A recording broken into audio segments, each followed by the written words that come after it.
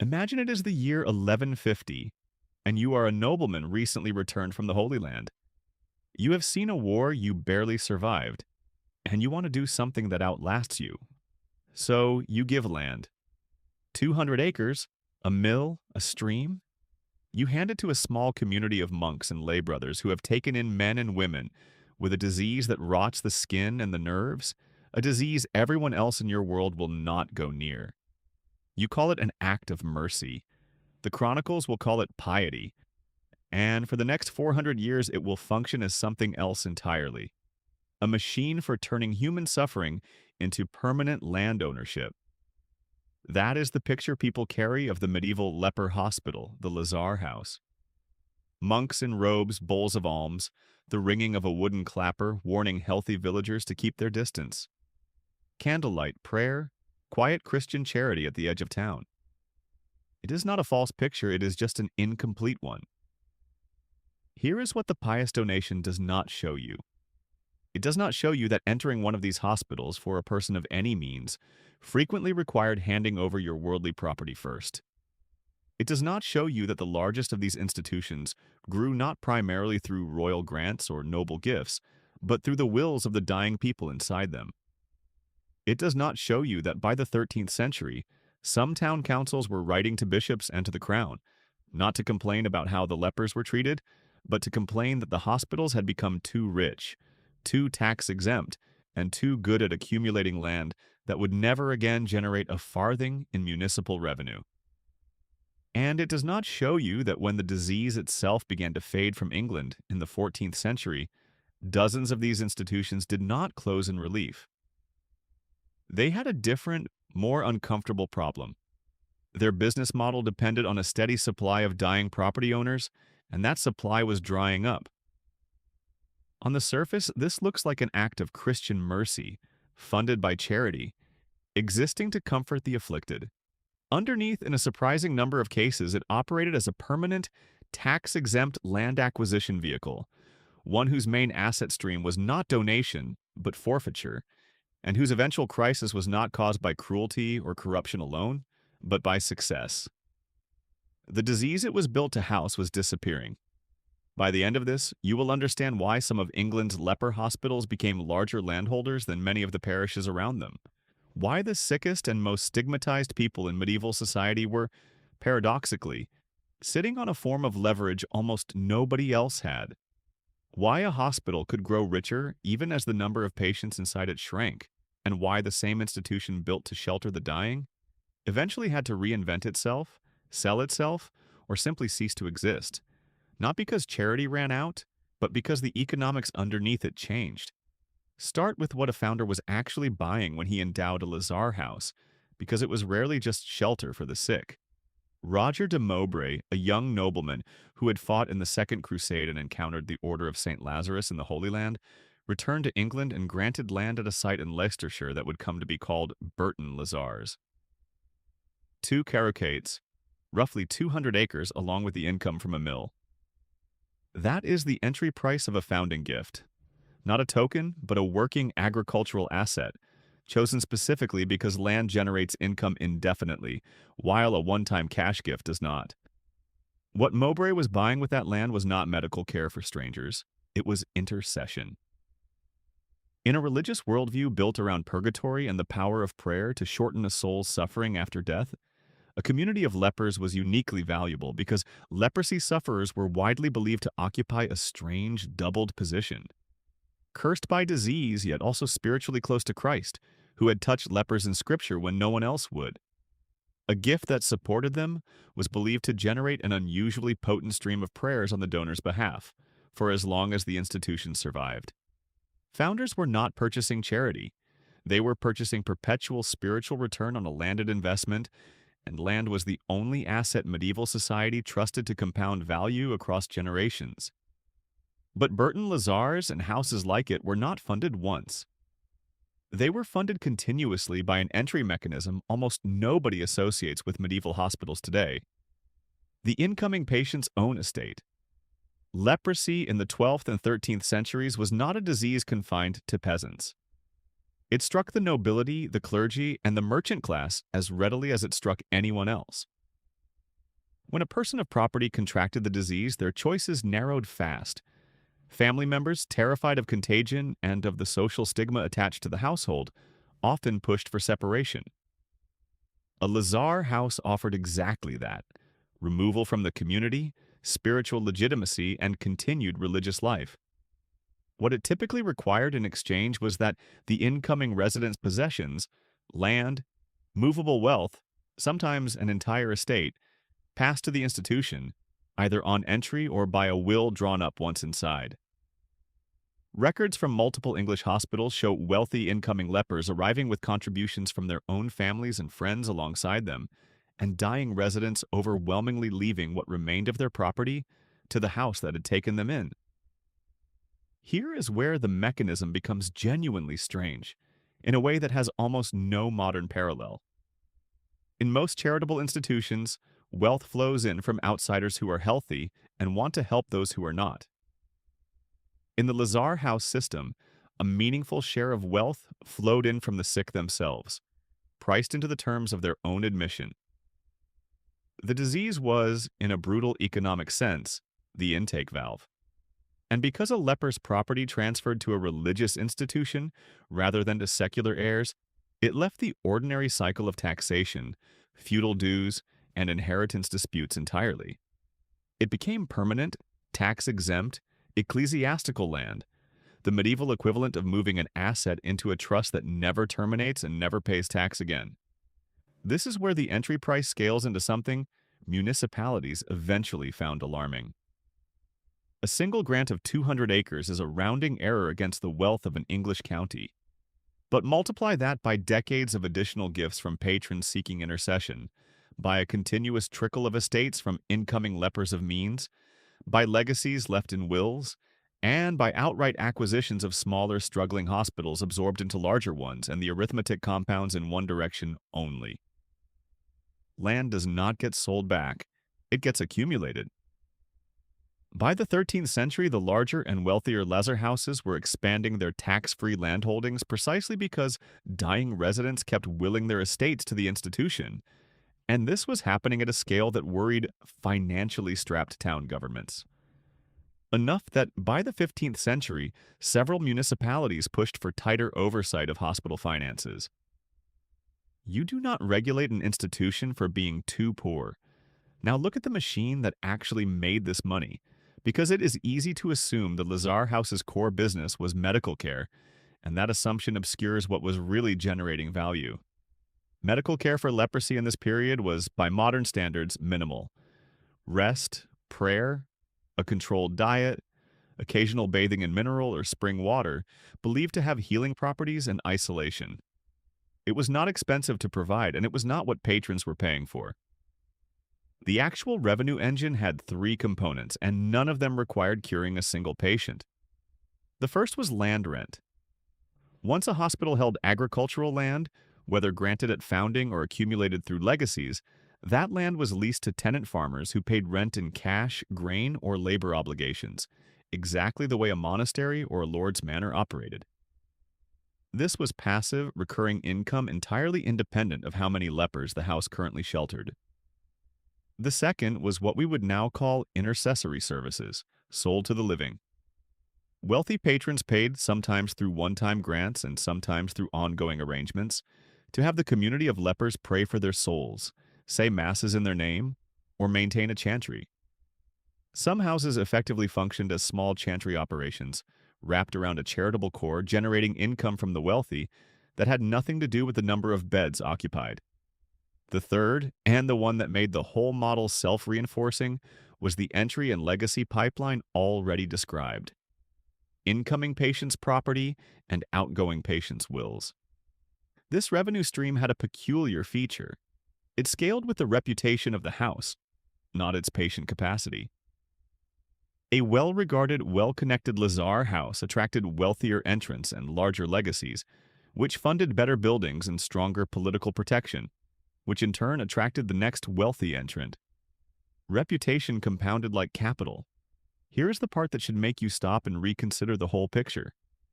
The product a founder believed he was purchasing, salvation through supporting the sick, was not actually the asset generating the institution's long-term financial strength. The land was. The lepers were, in the coldest possible economic framing, the intake mechanism that justified the land's accumulation and the tax exemption that protected it. Strip away the theology, and you are looking at a perpetual, tax-free real estate trust with a built-in, self-renewing source of new grants, funded by a disease that, tragically, kept producing new entrants generation after generation, until eventually it stopped. But before getting to that collapse, look at what never stopped draining the other side of the ledger, because a Lazar house was not free to run once the land was secured. Buildings needed constant maintenance. A chapel, a refectory, individual cottages, or a dormitory range. Sometimes a moated boundary and fish ponds for food security, as excavated at sites like Burton Lazar's itself. Residents needed feeding and clothing every single day, regardless of whether that year's harvest from the endowed land was good or bad. A house's charitable identity also came with an obligation that never scaled down gracefully: canon law and public expectation. Both pressured hospitals to keep taking in the sick, even in years when income was thin, because refusing entry undermined the very spiritual reputation the institution depended on to attract its next wealthy benefactor. Then there was governance risk, which turned out to be one of the most persistent cost centers of all. Many of these hospitals were run not by resident accountable administrators, but by masters who increasingly governed from a distance, delegating daily control to deputies. Historical accounts of the period describe lax ecclesiastical supervision and an absence of real accountability at a large number of houses, conditions that predictably produced financial mismanagement and, at some institutions, outright accusations of misuse of charitable funds. This is a cost that never appears on a ledger as a line item, but it behaves exactly like one. It is a slow, ongoing leak that a healthy institution can absorb, and a struggling one cannot. Here is the trap hidden inside the entire structure. The Lazar house's core financial engine depended on a continuous flow of new lepers with property, but its core mission, in the eyes of everyone funding it, was framed as temporary charity for the afflicted, not permanent institutional wealth building. That mismatch meant the house had almost no incentive to become financially efficient in the way a secular business would. There was no shareholder demanding better yield on the endowed acreage. No board asking why deputies were unsupervised for years at a time. The pressure that would normally force an institution to tighten its operations simply was not there because the institution's survival was not measured by profit.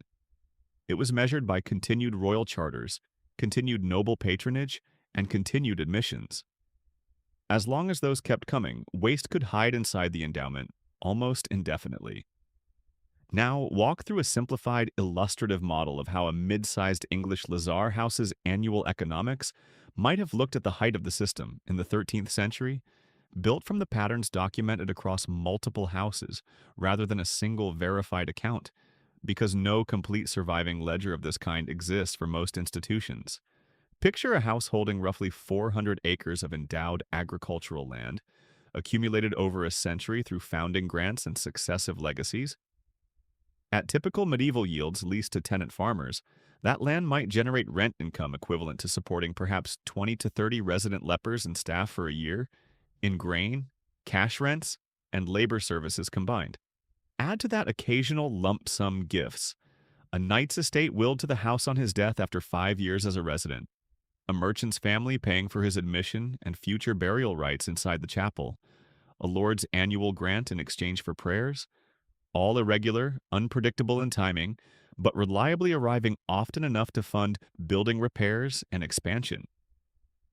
Set against that, daily costs, food and clothing for the residents, wages or upkeep for the priests and lay brothers running the house, maintenance on aging buildings, and the fixed obligation to keep taking admissions regardless of that year's harvest. The striking feature of this model is not any single number, it is the mismatch in timing. Land rent arrived on the agricultural calendar once or twice a year at harvest and at rent days. Legacies arrived unpredictably whenever a resident died, which could be a windfall one year and nothing the next. Daily costs arrived every single day, in food and fuel and candle wax, regardless of whether that quarter's income had come in yet. A hospital that looked wealthy on paper, sitting on 400 endowed acres, could still run short of ready cash in a bad year, forced to borrow against future rents or delay building repairs.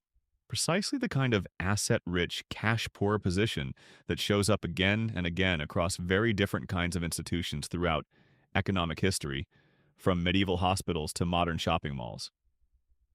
Now trace the failure chain, because what eventually broke this system was not one dramatic event.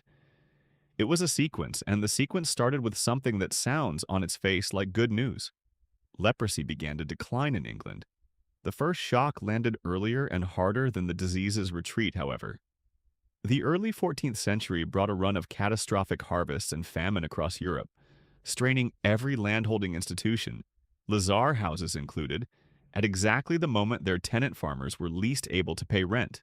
Then came the Black Death, arriving in England in 1347 and 1348, killing a very high proportion of the population within a few years. For the Lazar houses, this event cut two ways at once, and both cuts damaged the model. First, mass mortality meant fewer people overall, which meant fewer new leprosy cases entering the pipeline, and fewer wealthy patrons alive to keep granting land for intercession. Second, and more corrosively, the plague reshaped how communities felt about contagious disease in general. Where lepers had once occupied an ambivalent, even spiritually respected position in medieval society, the trauma of mass plague death hardened attitudes toward anyone associated with sickness. Isolation policies tightened.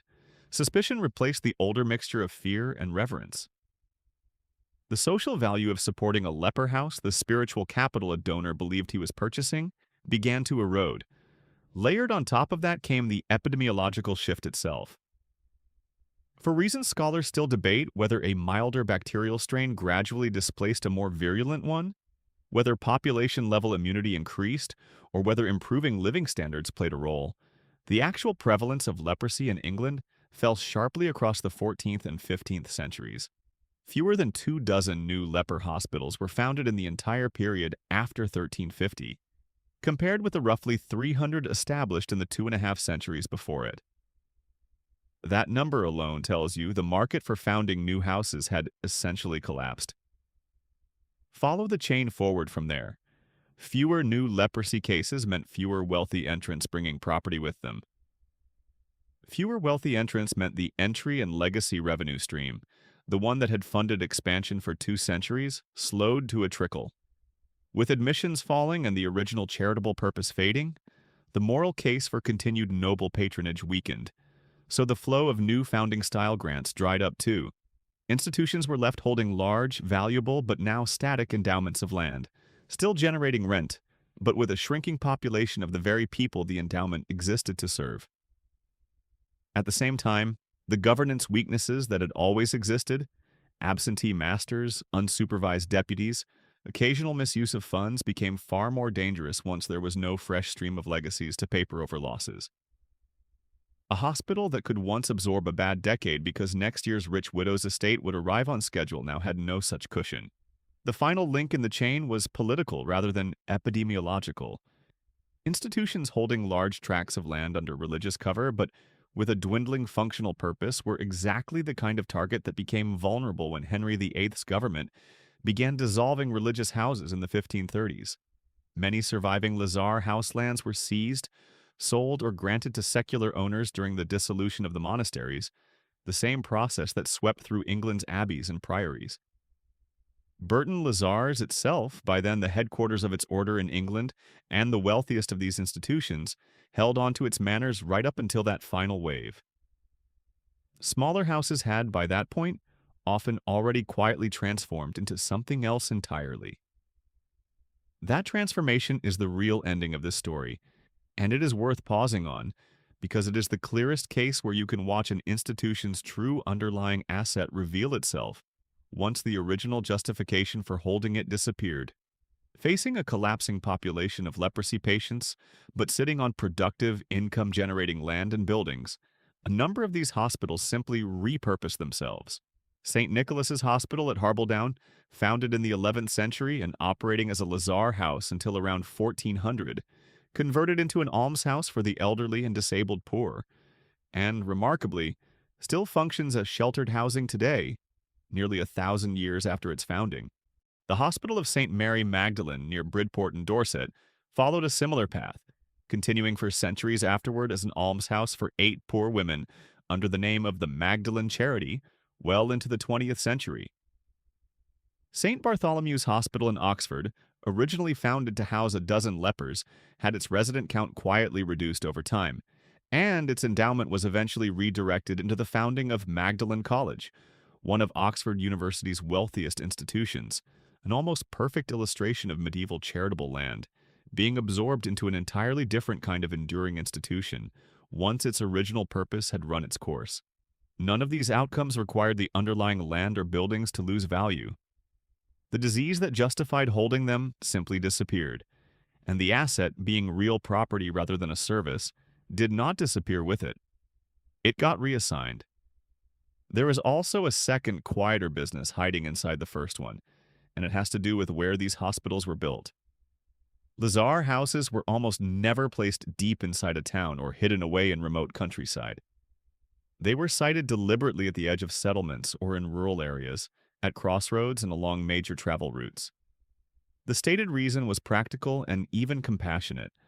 Lepers needed to remain in contact with the wider world to beg alms, trade small goods, and offer prayers for travelers without living inside the town itself.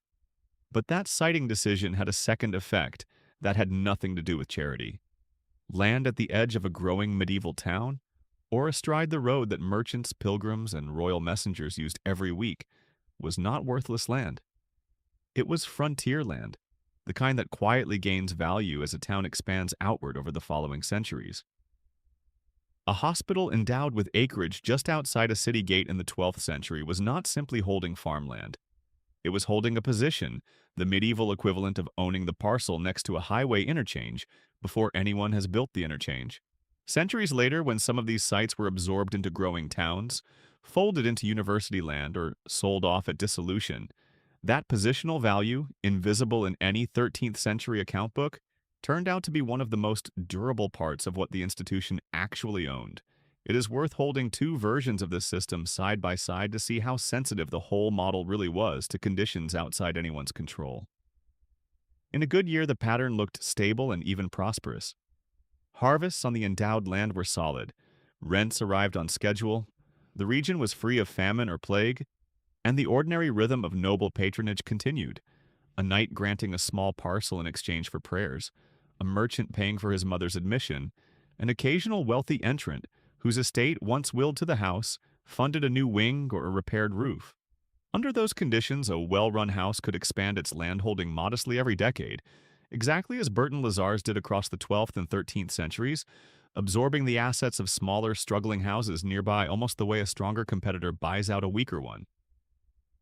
In a bad year, and eventually a bad century, the same structure worked in reverse, and every one of its strengths became a liability at once. A poor harvest meant tenant rents fell, just as the fixed daily costs of feeding residents did not. A wave of plague meant fewer wealthy entrants to replenish the legacy pipeline, at precisely the moment public sympathy for isolating the sick was hardening rather than softening. An absentee or dishonest master could quietly erode an endowment for years before anyone with authority to intervene noticed, because the accountability structures that would catch that kind of drift in a secular state simply were not built into how these hospitals were governed.